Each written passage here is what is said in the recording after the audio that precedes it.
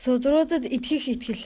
Аллах эзний зүгээс илгээгдсэн Тэнгэрлэг судрууд гэгэн элч нар вахи замаар дамжин ирсэн байдаг. Вахи гэдэг нь Аллах эзний хүн төрлөختний дундаас элч болгон сонгогсон албатуудаа Захиусан Тэнгэр Жабраилаар дамжуулан хүссэн зүйлээ мэдэгдэхийг хэлнэ.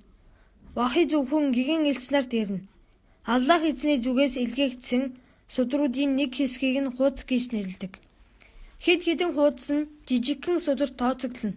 Тухайлбал гэгэн Адамд 10 хуудас, гэгэн Шидэд 50 хуудас, гэгэн Идрист 30 хуудас, гэгэн Ибрахимд 10 хуудас илгээгдсэн байдаг.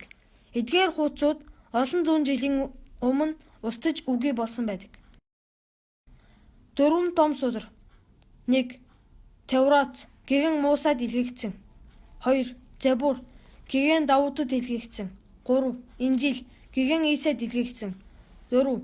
Куран Карим Аллах эзний зүгээс Жабраилаар дамжин гэгэн элч Мухаммедэд илгээгдсэн. Аллахын зүгээс ирсэн хэлбэрээд хадгалж ирсэн цор ганц судар нь Куран Карим юм.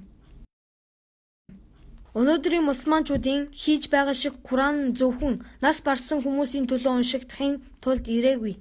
Удаххан болон хууль дүрмийг нь ойлгоогүйгээр өвчтөө хүмүүс болон оршуулгын газарт очиж уншихын төлөө илгээгдээгүй юм. Куран Карим мусульманчуудын төрсөн цагаасаа эхлэн өөхөх хүртэлх нь бүхий л амьдралыг хамааруулсан хууль дүрмүүдийг багтаасан байдаг. Мусульман хүн гэр бүл болон нийгмийн амьдралдаа Куран хууль дүрмийн дагуу зохицуулж түүнийг зайлшгүй дагаж мөрдөх шаардлагатай юм. Куран Карим 23 жилийн дотор бүтэн хэлбэрээ олж дууссан юм. Нийт 114 ишлэл бий.